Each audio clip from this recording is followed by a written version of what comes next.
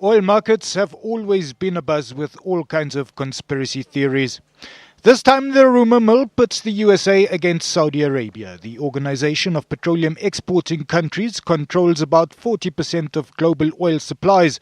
For economic reasons, its members need to cut production in order to boost the price. But Saudi Arabia is the most powerful member, and it wants to keep production at current levels. And earlier this week, it even cut its price for shipping oil to the USA. That has set tongues wagging that the Saudis are trying to reduce the price and put the US shale revolution under pressure. There is that theory out there. There's even a theory as well that it's a tie-up between the Saudi and the US to keep the lid on Russia. But I think, like a lot of conspiracy theories, I think it's just an idea that's cooked up to match up to the facts without any real evidence.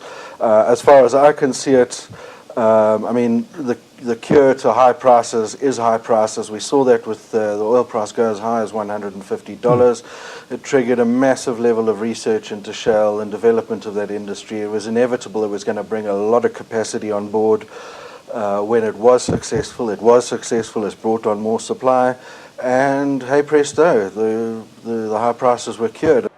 Already energy stocks on Wall Street are the worst performers this year.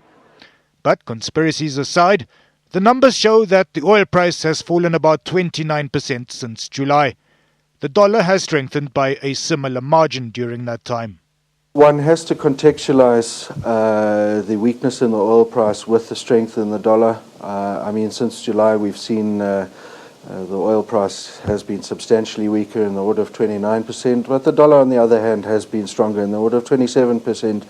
So in euro terms, I mean, the oil price has been relatively firm. It's down slightly, but not a lot. And I think perhaps the oil price has to be seen in this context before looking too closely at conspiracy theories.